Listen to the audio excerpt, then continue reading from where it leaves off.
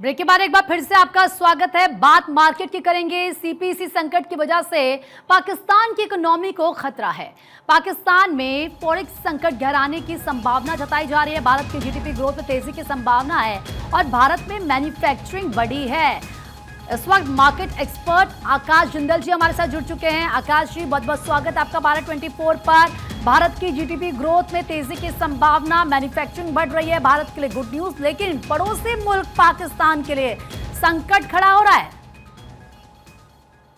बिल्कुल आपने सही कहा प्रीति जी, पड़ोसी मुल्क पाकिस्तान के लिए संकट पे संकट खड़े होते जा रहे हैं। सीपैक पाकिस्तान का बहुत एम्बिशियस इंफ्रास्ट्रक्चर प्रोजेक्ट, जिसमें चाइना से उन्होंने लोन लिया बहुत ही लाफेबल रेट ऑफ इंटरेस्ट पे 3.86%। इंफ्रास्ट्रक्चर फंडिंग जो भी समझता है एक लाफेबल रेट ऑफ इंटरेस्ट है। आपको एक एग्जांपल देता हूं।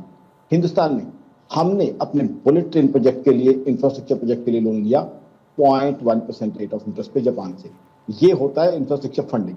पाकिस्तान ने इतना एग्जॉर्बिटेंट रेट ऑफ इंटरेस्ट पे लोन लिया और चाइना ने उनको ऑब्सोलीट पावर जनरेशन मशीनरी बेची, वो भी हाई प्राइसेस पे, एग्जैजरेटेड प्राइसेस के ऊपर। तो अब सीपैक जो उनका एम्बिशियस प्रोजेक्ट था वो तकलीफ में चल रहा है और चाइना अपने पैसे वापस डिमांड कर रहा है।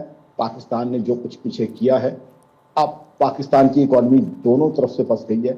उनका इकलौता इंफ्रास्ट्रक्चर प्रोजेक्ट वो भी दिक्कत में है, साथ ही साथ डेट उनका इतना ज्यादा बढ़ता जा रहा है कि डेट वापस करने तो छोड़िए, मेरी ऑर्गेनाइजेशन आकाश इंटर का मानना है कि उसका इंटरेस्ट तक देना पाकिस्तान के लिए बहुत बहुत बड़ी मुसीबत है। अभी आईएमएफ से लोन लिया जिसपे पाकिस्तानी बहुत उछल रहे थे। अब ये उछलने की बात थी या तकलीफ की बात थी कि और गहरे कर्ज में वो डूब रहे थे। उनको इकोनॉमिक प्लानिंग आती नहीं है। अरे कर्जा मिल गया, कर्जा मिलने के बाद उसे अचीवमेंट मानते हो? अचीवमेंट तो तब होती है जब आप कर्जा उतार देते हो, कर्जा रिटर्न कर देते हो, ना कि आपको लोन एक और मिल गया उससे आप नाचो और गाओ। तो कहीं ना कहीं पाकिस्तान की इकोनॉमी और गहरे संकट में घुसती जा रही है, क्योंकि अब पाकिस्तान ने जो अमेरिका के साथ ऑल ओवर सडन प्रेम, दर्शक समझ ही रहे हैं मेरा इशारा किस तरफ है, जो दिखाया था और अमेरिका के साथ जो प्रेम उनका पड़ा था, उसकी वजह से चाइना की तरफ से उन्हें दिक्कतें आनी शुरू हो गई हैं। जबकि हिंदुस्तान की इकोनॉमी बहुत स्ट्रांग चल रही है। चाइना हम सब जानते हैं डिफ्लेशन का शिकार है।